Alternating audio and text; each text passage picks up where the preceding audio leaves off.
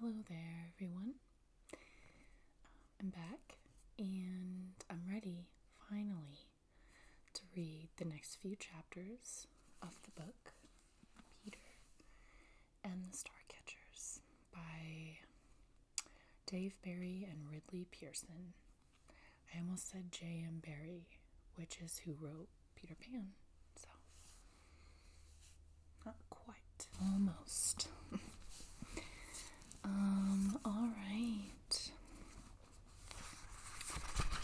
I hope everyone's doing okay. Things are going smoothly in your lives. Everything's going pretty well in my life. So, gotta count your blessings and take advantage of the good times, right? So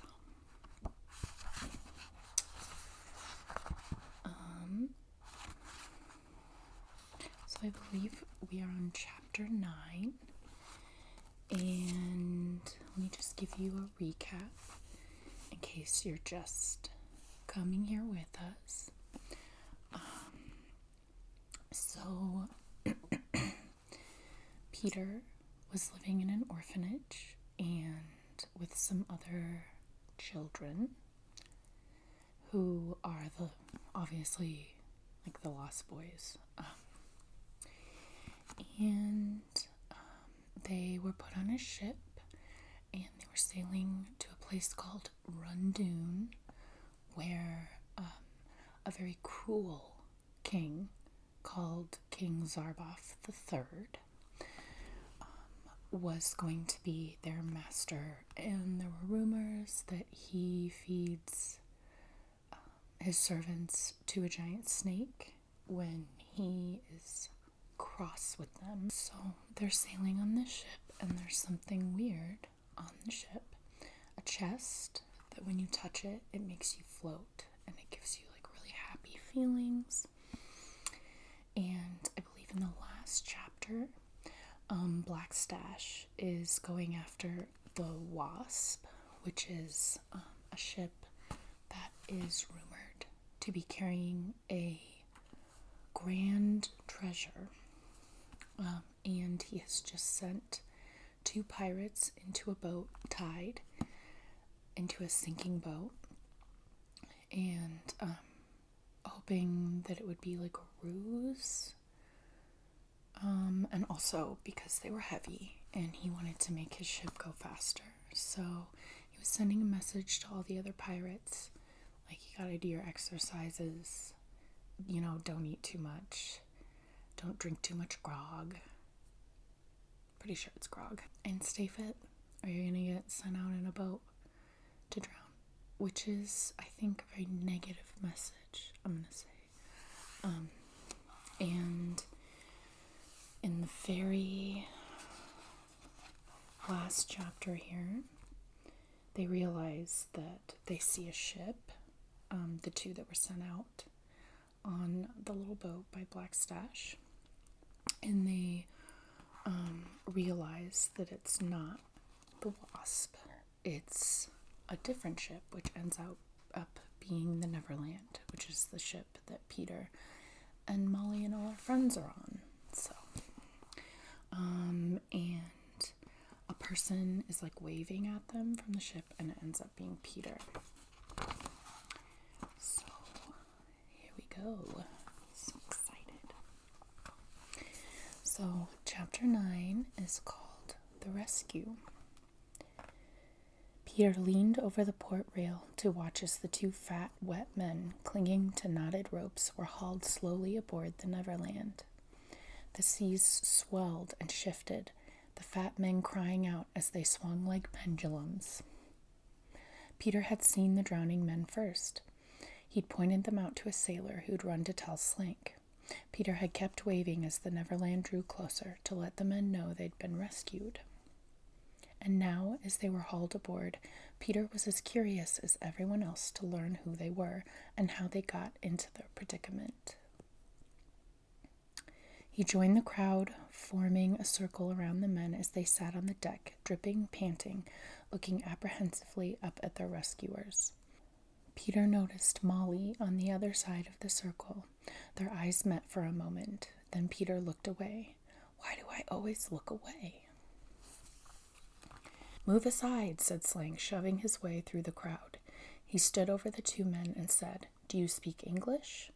The fatter of the two, though not by much, nodded, coughed, and said, Yes, sir.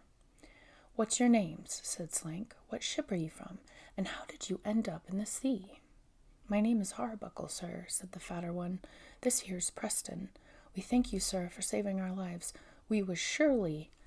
Slank interrupted. I asked what ship you're from, he said, and how you wound up in the sea. We're from the Marcel, said Harbuckle. The slightly slimmer fat man, Preston, looked at his mate, puzzled. No, we're not, he said. We're from the... Ugh! His sentence was cut short by a sharp blow to the side of his head from Harbuckle. Hey, said Preston, rubbing his head. Don't pay him no mind, said Harbuckle to Slank. He's confused from swallowing seawater. He knows good and well we're from the Marcel. Harbuckle was glaring at Preston now. Got that, mate? The Marcel? Is that so? Said Slank quietly. Yes, sir, said Harbuckle. It surely is. She went down in a storm, a bad one. We was lucky to get the dory launched, sir, and if you hadn't come along, we... I know the Marcel, interrupted Slank. You do? Said Harbuckle, looking surprised. I do, said Slank. Tell me, did Captain Ferguson go down with the ship? Harbuckle hesitated, then said, Aye, sir, that he did. He was a courageous man, Captain Ferguson. Yes, said Slank, he was. Now, there's one more thing I need you to tell me. What's that, sir? Said Harbuckle. Slank drew his knife, the blade's honed edge glinting. What part of you do I feed to the sharks first? The crowd gasped, some drawing back, some moving in for a better view. No, said Harbuckle, his fear-widened eyes riveted on the knife. Please, sir, why? Because you're a lying piece of kelp, said Slank. The Marcel is commanded by the Captain Page. Captain Ferguson died 20 years ago. Slank took a step toward Harbuckle, who scrambled backward. Please, sir, he screamed. No, no, I'll tell you the truth. And what would that be? Snarled Slank. We was thrown off the Sea Devil, said Harbuckle. Another gasp from the crowd. Slank barked out a laugh. Do you expect me to believe that Black Stash would sail with a pair of fat slugs like you? It's true, sir, said Harbuckle. I swear it. He turned to Preston. Tell him, Preston. Tell him what ship we're from. Preston frowned. The Marcel, he said. No, shouted Harbuckle. But you said, tell him the truth before he kills us, you idiot, screamed Harbuckle. Well, make up your mind, said Preston to Slank. He said, I tried to tell you, we're from the Sea Devil. Slank studied the two men. All right, then, he said. If you're from the Sea Devil, what were you doing in the sea? And before you answer, know this. If you're lying, you'll go right back into the sea. He flashed the blade. In pieces. Harbuckle gulped. Sir, he said, Black Stash put us adrift in a dory. And why would he do that? Said Slank. To lighten the Sea Devil, said Harbuckle, to give her speed. He even threw most of the water barrels overboard. Another crowd gasp. You're lying, said Slank, stepping forward again. No captain throws water overboard. It's true, said Harbuckle. Black Stash is mad. He says now the crew will have to catch the Wasp to get the water. The Wasp? Said Slank. Black Stash is after the Wasp?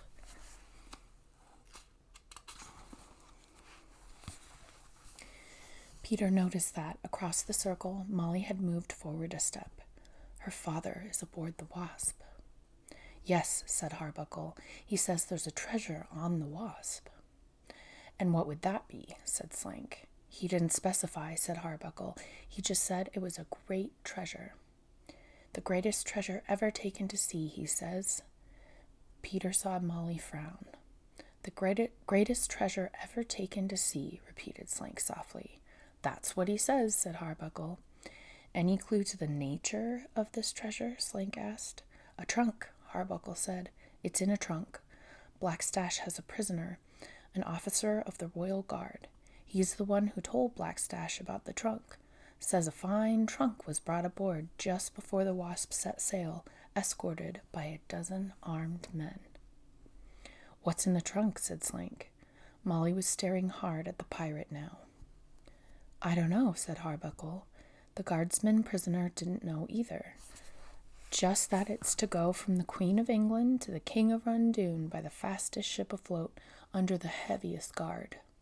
Whatever it is in there, it's important enough to have 2 royals concerned about it."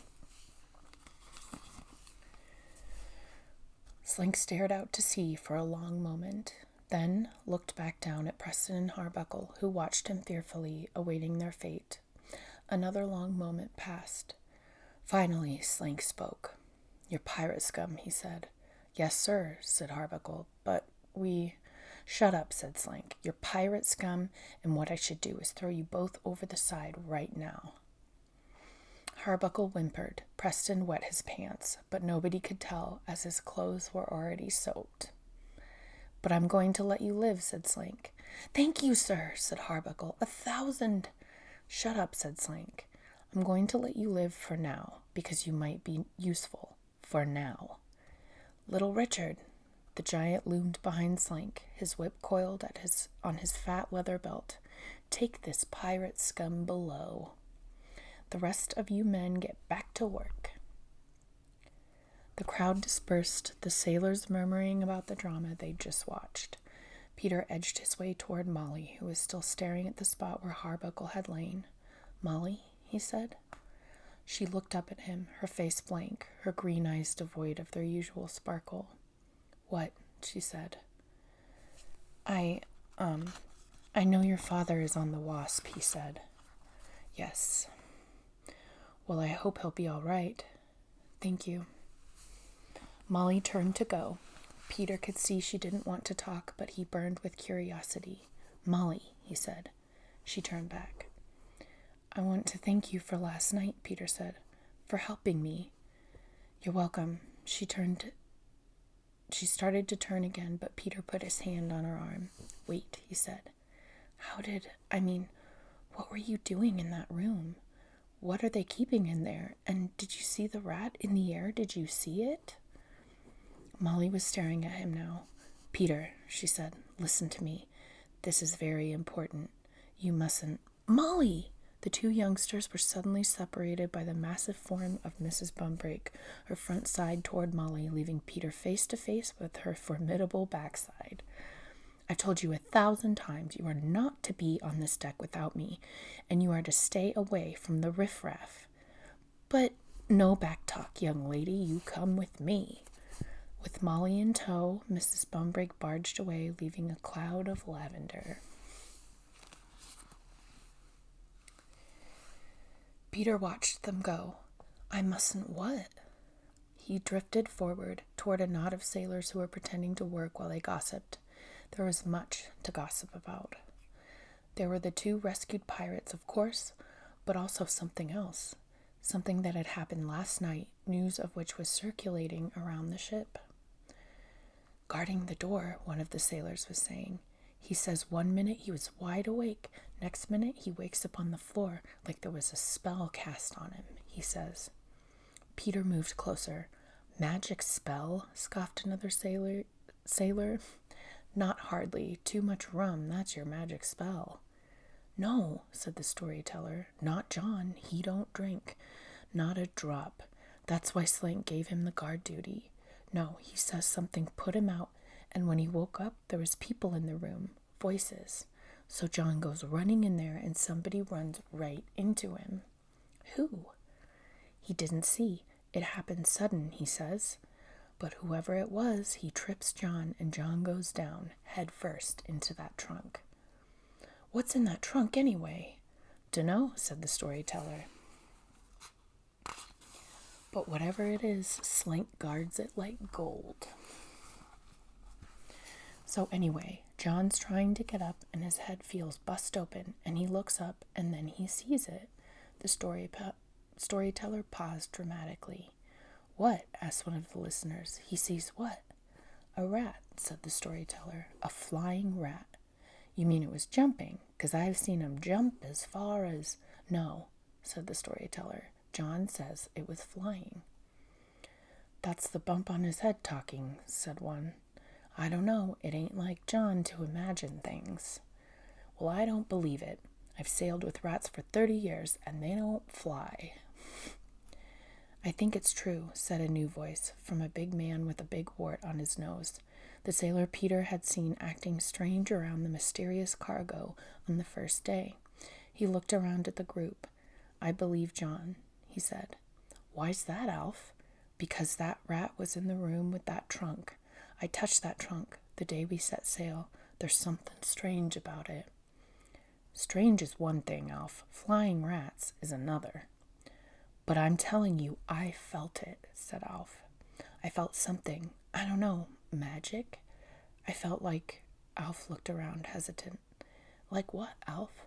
Like I could fly, said Alf. There was a pause, and then the crowd erupted in laughter. Sure, Alf, you can fly. You're a regular bluebird, Alf. Look out, said somebody. Slank's coming. The sailors, still chuckling, quickly dispersed, leaving Alf red-faced, staring at his feet.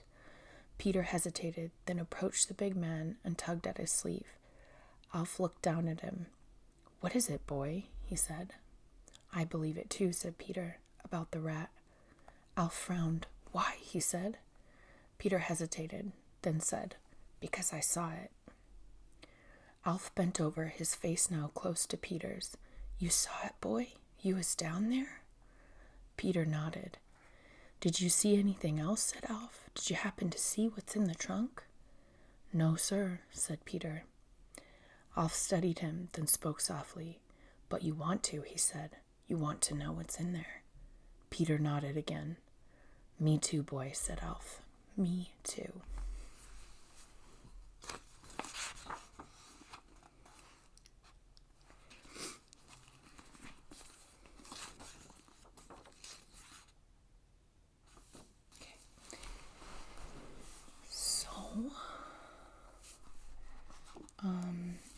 Now we're on chapter 10, and here's a picture that goes with chapter 10.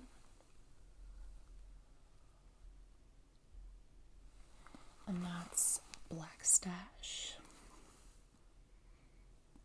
He looks pretty badass, I would say. So chapter 10 is called Black Stash Closes In.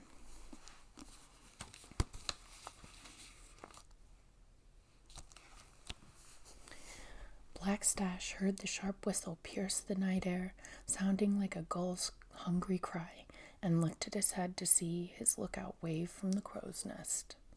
We're in range. Stash banged the end of his sword on the deck twice. Thump, thump. Instantly, the 8 long oars sticking out from the cannon bays lifted from the sea in unison, dripping water, and withdrew into the ship's hull. The crew, desperate now for water as well as treasure, had been hard at it round the clock for almost 2 days straight, working both the sails and oars, reading the winds perfectly, closing the gap on the Wasp. Now they were ready for the final run. She's mine. Black Stash thumped his sword 3 more times to summon his officers, then retreated below to his cabin, taking a seat at a table covered with navigational charts. Also on the table were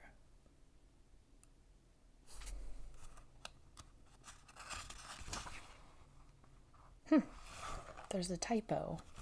Also on the table there were also 2 small, delicate models of sailing ships, one painted a shiny black like the Wasp, the other a replica of the Sea Devil. There was a tentative tap at the door. Come in, growled Black Stash. Smee entered and gagged. The cabin smelled like a dead cow. This was because there were, in fact, several pieces of dead cow on Black Stash's bunk, as well as the half-eaten carcass of a turkey. Gnawed remnants of other meals littered the floor. Flies buzzed everywhere. Smee held his hand over his nose, trying to be discreet about it. "You called, Cap'n?" he said, his voice muffled. "It's time," said Stash, staring at the model ships. "The moment is at hand." "Yes, sir," said Smee, turning desperate to escape the eye-watering stench. "I'll just go up and tell the—" "Wait," said Blackstash. "I want to go over the final plan with you and Story." As Smee reluctantly turned back, there was a second knock, and Story, the Sea Devil's crew chief, entered. He fell back, momentarily staggered by the odor, then scrunched up his face and forced himself forward into the cabin, like a man walking against a gale. "Aye, Cap'n," he said through gritted teeth. "Sit down, men," said Stash. Smee and Story looked around. There was nowhere to sit except the bunk, which was covered in rotting food, and a wooden stool upon which sat a large fur-covered lump, an old cheese, perhaps, or a dead cat. God. "If it's all the same, Cap'n," said Story, "I'll stand." "Me too, Cap'n," said Smee. Blackstash looked around his cabin, apparently noticing its condition for the first time. "Smee," he said, "where the devil is my cabin boy? This place is a mess." "You had him walk the plank, Cap'n," said Smee. "I did?" "You did, Cap'n," said Smee, "for touching your model ships." Smee chose not to add that the cabin boy had walked off the ship almost cheerfully, knowing he would no longer have to try and clean Blackstash's cabin. "Ah, so I did," said Stash. "I'll want you to get me a new cabin boy when we take the Wasp." "Aye, Cap'n," said Smee. This would be the 6th cabin boy in less than a year. "Now about the Wasp," said Blackstash, looking at Story. "Are we ready?"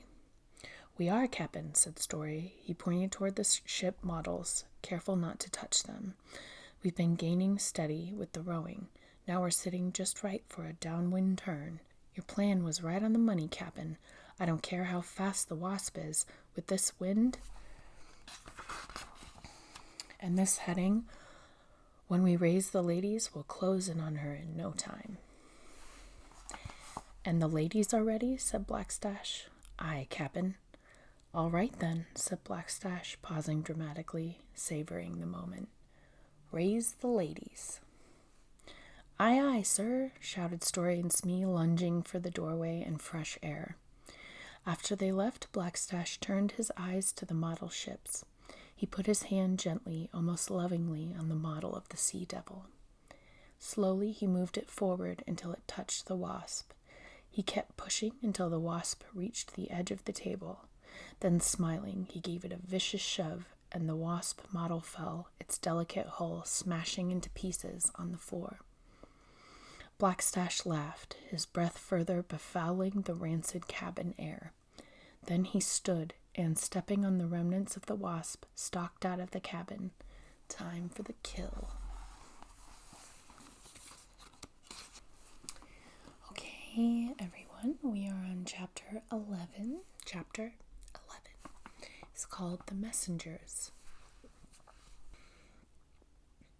It was just before midnight, an overcast night, no moonlight or starlight reaching the dark deck of the Neverland. The wind was steady at about 5 knots. The fat ship plowed forward on a following sea.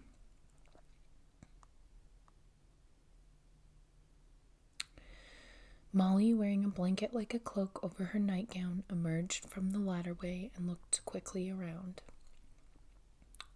Seeing no one, she walked swiftly to the stern rail, her feet bare on the scarred wood of the deck. She'd not dared to put on shoes while she'd left the cabin, for fear she'd wake the snoring Mrs. Bumbrake. After glancing quickly around again, she leaned over the stern rail and peered out at the dark water. She saw only the ship's churning wake, ghostly pale by the light of the ship's lone stern lantern. Her eyes strained to see more. Where were they? She wondered if it was too early, or worse, too late.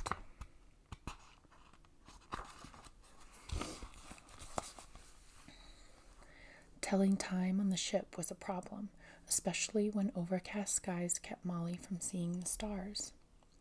5 minutes went by. To Molly, it felt like an hour. Where were they? Molly heard a man's voice, and she tensed, ready to race back to the ladderway.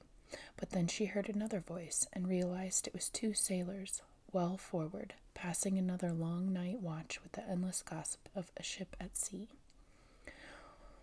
Molly relaxed and turned her gaze back toward what was that? She squinted at the patch of dark water where she thought she'd seen something, at the rightmost edge of the rolling wake. There! Molly's heart leapt as a gray shape followed from the water, forming a graceful arc before disappearing again beneath the surface. The shape was followed by another, then another. Porpoises! 5 of them, their sleek bodies keeping pace effortlessly with the lumbering ship. Molly leaned over the stern rail and waved frantically, then caught herself feeling foolish. They know I'm here, she thought. They see everything. As if reading her mind, a large porpoise rose straight up, using its powerful tail to lift its head well clear of the water, dancing on the churning water. It looked at Molly, grinning, and said, "Hello." There's the picture of Molly, the porpoises.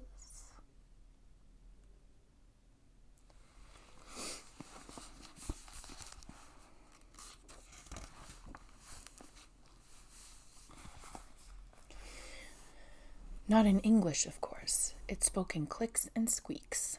But Molly had studied enough porpoise to understand the standard greeting. Struggling to recall her lessons, Molly squeaked and clicked. The clicks were the hardest. Something back, which she hoped was hello. What she actually said was, "My teeth are green," but the porpoise was too polite to point that out. Now that the other 4 porpoises rose from the water and, observing the protocol, also said hello, Molly told them all that her teeth were green. With the pleasantries out of the way, the lead porpoise, whose name was made a longer series of clicks and squeaks.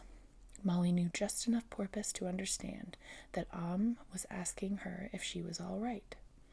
She expected this question. It had been arranged that the porpoises would check in with Molly tonight, and the assumption had been that Molly would tell them yes, she was all right. "No," Molly said, struggling to get the sounds right. "Trouble." This set off a chorus of chittering and chirping among the porpoises, all still standing on their tails. Molly understood none of it, but they were clearly concerned. Turned to her again. "Tell me," he said. Molly had been thinking all day about how, with her very limited porpoise vocabulary, she could say what she needed to say. Leaning forward, speaking as clearly as she could, but not too slowly, as porpoises cannot understand slow talking, she said, "Message father." "Say," said Molly's heart leapt. She was getting through, but now came the hard part. "Bad man hunt ship," she said. "Again," said Molly took a deep breath, then, "Bad man hunt ship."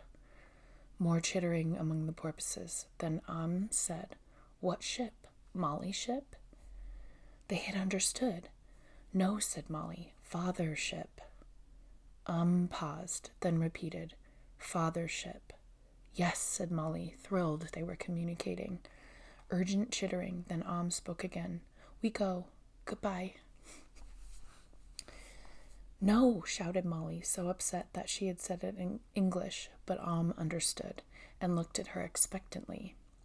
The other 4 porpoises resurfaced, one by one. "More," said Molly. "Say," said Molly struggled to form the sounds. "Box on Molly ship." "What on Molly's ship?" asked "Box," said Molly. "Box. Box." "What?" It was no use. The sound she was making for box clearly made no sense to Molly stamped her foot in frustration, trying desperately to think of another way to say it. Maybe she could. Her thoughts were interrupted by voices getting louder behind her. Someone was coming her way. She gestured helplessly to turned around and ran to the ladderway, ducking down it just as the 2 night watch sailors arrived. "Somebody back here talking," one was saying. "Slank says we're not allowed." There's who was talking, said the other, pointing over the side. Well, I'll be damned, said the first. Porpoises making all that noise? What do you suppose has 'em so roused up? Probably saw some tasty fish. That's the life, if you ask me. Eat and play, not a care in the world. Look at this big one here. He's talking to us. A right speech maker, he is. Probably wants us to throw him a bite to eat. In fact, was saying something very impolite about the sailors and their ancestors. The other 4 porpoises snorted, then all 5 turned, arced, sliced smoothly into the dark water, and disappeared. The 2 sailors watched them go. Yes, indeed, that's the life, said the first. Not a care in the world.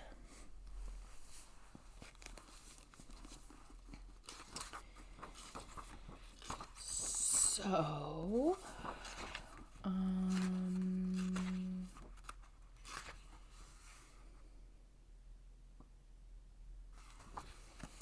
I'm going to read one more, but I might read 2 more because these chapters are pretty short this time. So I think I'm going to read chapter 12 and chapter 13, and then we'll be done for today. So, chapter 12 is called Angry Words. Peter and James had seen the whole thing. They had crept aft, hoping to find some edible food somewhere, slithering silently past the 2 gabbing sailors on watch. They were crouched behind a barrel near the stern when they'd seen Molly emerge from the ladderway, go to the rail, and lean over. Peter had been about to approach her when she had started making the strangest noises he'd ever heard a human make. "Peter," whispered James, "what is she?" Peter silenced him with quick a squeeze on his arm. Okay, that's a typo. He motioned for James to stay low, and the 2 boys slid on their bellies to a spot where they could peer through an opening in the stern rail and look down at what Molly was seeing. They emitted simultaneous gasps when they saw the 5 porpoises, which looked as though they were dancing on the water as they used their powerful tails to hold their heads far above the waves. They watched, astonished, as Molly and the largest of the porpoises exchanged the odd noises, almost as if, but that's impossible, they were having a conversation. To Peter, Molly's noises sounded increasingly urgent and frustrated until finally she broke into English and shouted, "No!" Unable to contain his curiosity any longer, Peter stood to approach her, only to dive back to his belly when he heard the night watch sailors coming. He saw Molly turn and run back to the ladderway, and he and James squirmed back behind the barrel. They waited there, afraid to breathe, as the sailors commented on seeing porpoises. Sailors apparently thought that porpoises were good luck. Finally, the sailors climbed to the higher deck and disappeared. "Peter," whispered James, "what did we—" "Not now," said Peter. "Go back to our cabin and don't get caught." "But where are you—" "Never mind," hissed Peter. "I'll be along. Just get going." After seeing that James had crawled away safely, Peter climbed a rope and slipped under a railing that took him to the upper deck. The night watch sailors stood talking not 20 feet away when the nearest one turned his back. Peter edged along the rail and reached a doorway leading down a ladderway into darkness. Peter looked around, unsure how to get to Molly's cabin from here.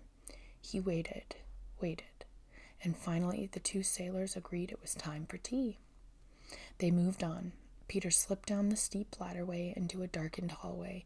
Yellow light seeped from beneath several doors on both directions. Peter moved on to the next. Sticking his ear to the door, he heard loud snoring. Assuming that it was Mrs. Bumbrake, he opened the door and slipped inside. "Peter," whispered Molly, "what are you doing here?" "I must talk to you," said Peter. "Now?" "Now," he said. Molly frowned, then whispered, "All right, but outside in the passageway." They stepped outside, and Molly closed the door. "I saw you," said Peter. "Saw me what?" asked Molly. She kept her voice calm, but Peter could tell he'd surprised her. "You were talking to that fish." "What on earth are you talking about?" You were talking to that fish. You were making strange noises, and it was making them back. Don't be silly. Fish can't talk. Molly, I saw you. Molly stared at him for a moment, weighing something.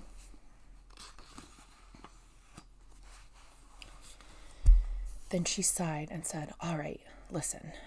Those are not fish. They're called porpoises, and they breathe air the same as we do. But they look like fish, but they're not. They breathe air, and they make noises just like dogs and cats and cows and other animals. I was imitating the noises they make purely out of curiosity to see if I could get a response. That's all you saw. It was nothing. That's not what it looked like, said Peter. It looked like you were talking to them, and you were upset about something, and I heard you shout, no. I was just frustrated because I couldn't make the noises properly, said Molly. That's all. Nothing more. You ran away when the sailors came. Why? Molly paused, again weighing something, then answered, Only because I didn't want them to report me to Mrs. Bumbrake. She told me to stay in the cabin.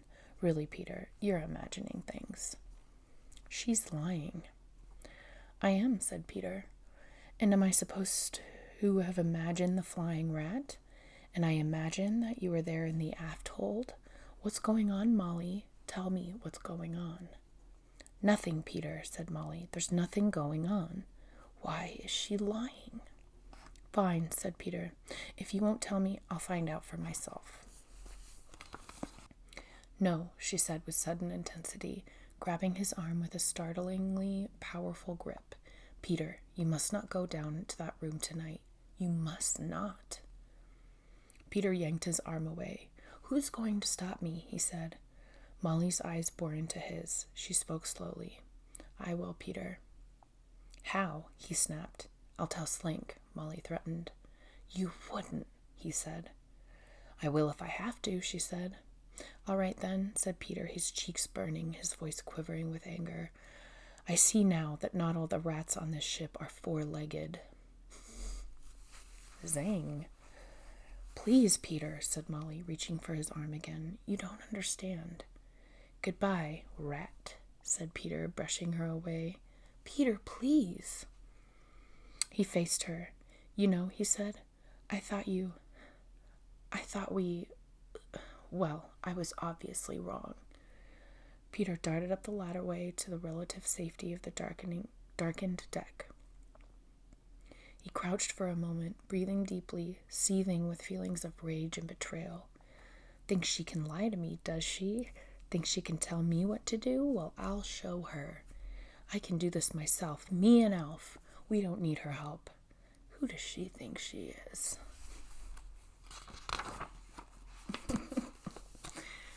Well, that's the end of the chapter. It's funny.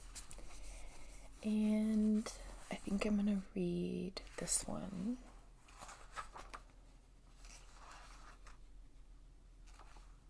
Yeah, they've all been pretty short, so we're going to read 5 chapters today. So here's the last chapter I'm going to read today, and it's called The Ladies. In the darkness just before dawn, Leonard Astor paced back and forth on the stern of the Wasp, his long legs carrying his lanky frame across the beam in just a few strides each way.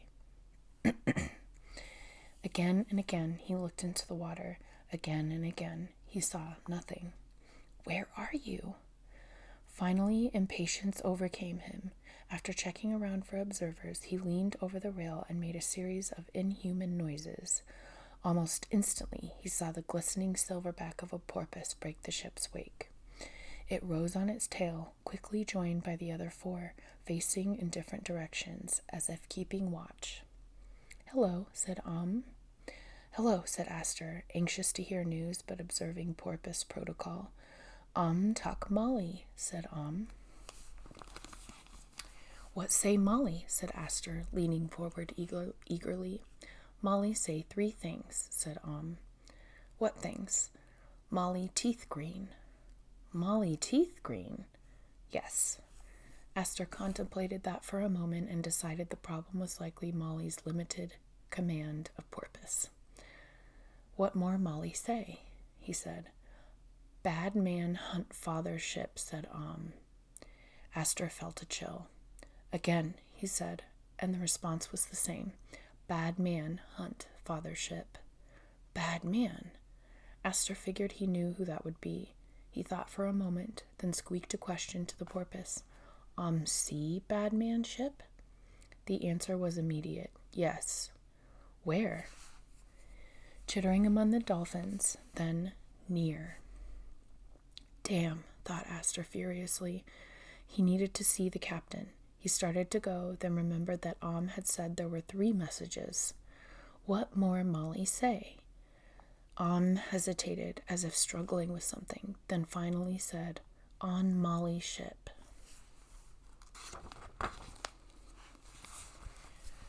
What? Said Astor, puzzled.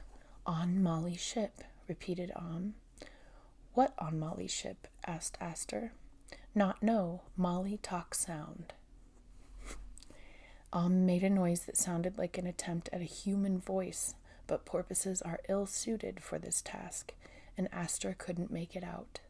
Again, he said, leaning forward, desperate to understand. Who goes there? A sailor's voice behind Astor. Damn. Go, said Astor to the porpoises. Go. The porpoises turned, and in an instant were gone. What was on Molly's ship? I said, who goes there? The sailor was right behind Astor, who turned from the rail to face him. Ah, Mr. Astor, the sailor said, his tone changing when he realized he was speaking to the Wasp's most important passenger. I was wondering who was making them noises. Not feelin' well, eh? Got the heaves, do ya? I need to speak to Captain Scott, said Astor impatiently. The sailor hid a smile. Beg your pardon, but there's nothing the captain can do about your stomach, sir. It's something far more urgent than that, said Astor. But, sir, with respect, it's just 5:05 in the morning, and the captain would have me keel-hauled if— Never mind, said Astor. Pushing the protesting sailor, he strode to the ladderway, descended it, and pounded on the door to the captain's cabin. In a moment the door was opened by Captain Scott, pulling his pants on over a long nightshirt, looking ready to tear the head off whoever had disturbed his slumber. His anger instantly turned to surprise when he saw who had awakened him. Mr. Astor, he said. Captain Scott, please accept my apologies for this intrusion, but I must speak to you immediately. The sailor clambered down the ladderway, puffing. I'm sorry, Captain, he said. I tried to tell Mr. Astor that— It's all right, said Scott. Back to your watch. Aye, aye, sir, said the sailor, leaving. Please come in, Mr. Astor, said Scott, stepping back so the tall man could enter his spotless, tidy cabin. Astor shut the door behind him and turned to face Scott. His expression was intense. To Scott, it almost looked as though the tall man's green eyes were glowing. A trick of the lantern light, Scott thought. Captain Scott, Astor began, you know of my diplomatic status. You understand that I am on a mission for the Queen herself. I do, sir. And you understand that as such, I am privy to certain information that is not generally available. I imagine you are, at that. Captain Scott, I ask that you not question how I might know what I am about to tell you, but only to trust that it is true. A pirate ship now approaches the Wasp, intending to do her harm. Approaches? It is very close, I fear. But Mr. Astor said, that's not possible, said Scott. Our lookouts have seen no other ship for days, save for the frigate flying in the Union Jack. She may be an impostor, but even if she means us harm, she'll never catch the Wasp. I hope you are right, sir, but if an enemy should overtake us, he will not, I assure you. Just so, but if he does, then we shall fight. And I trust that we shall prevail, Captain Scott, but whatever happens, understand this. The special cargo that the ship carries for the Queen must not fall into our enemy's hands. It must not. If that were to happen, the consequences would be dire, more dire than you can imagine. Then I shall make sure it is well protected, said Scott. But I assure you that no such protection will be necessary. As I say, no ship can catch the Wasp. I pray that you are right, Captain. Praying will no doubt help, Mr. Astor, but so will good seamanship. I'll go topside and see to the sails. Thank you, Captain. The two men climbed the ladderway, Captain Scott wondering if his distinguished passenger had lost his mind. How would he get information out there in the middle of the ocean, and what ship could be capable of catching the Wasp? His answer came as soon as they reached the deck, which was washed in the blood-red light of the dawn sun creeping over the horizon. The Wasp's first mate, a burly man named Romilly, came running up breathless. Captain, sir, I was just coming to get you. We just seen it, sir, just now. Seen what? A ship, sir, closing on us fast, and it's flying. But that's impossible, said Scott. How can... And then he saw it. Less than a mile astern was the frigate. But now she was moving faster than the Wasp, and faster than any man aboard had ever seen a ship move. Even at this distance, they could see the two white waves of wake surging aside as the prow blasted through the water. What in the world? Said Scott, almost whispering. What kind of... It's flying the Skull and Bones, said Romilly, fear creeping into his voice. It's pirates, sir. The word was picked up by the other crewmen, and shouts of pirates rang out around the ship. Captain Scott, usually unflappable, stood staring at the apparition bearing down on his ship. What kind of... he said. What? Words failed him. He had never seen such a thing in all his years at sea. For the attacking ship carried no sails, at least none of the ordinary kind. Instead of sheets of white canvas, the sky above the pirate ship was filled with an enormous black brassiere, an undergarment of fantastic size as if made for a giant woman. The twin mountains of fabric, funnel-shaped, pointed, and bulging ahead of the breeze. What is that? Scott gasped. That, said Leonard Astor, is Black Stash. The crew heard that, too, and the murmur went quickly around the deck. Black Stash. He's here for the Queen's cargo, said Astor. I don't know how he knows, but he knows. That's what he's after. Well, said Scott grimly, he won't get it without a fight. And here's a picture of a woman's brassiere on a pirate ship.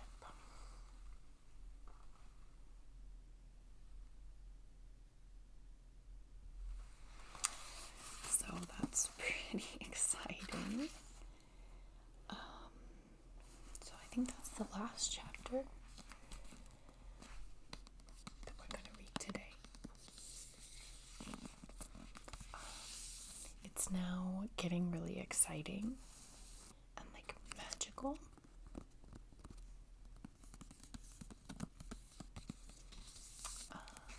It doesn't start out too slow, but it gets so good.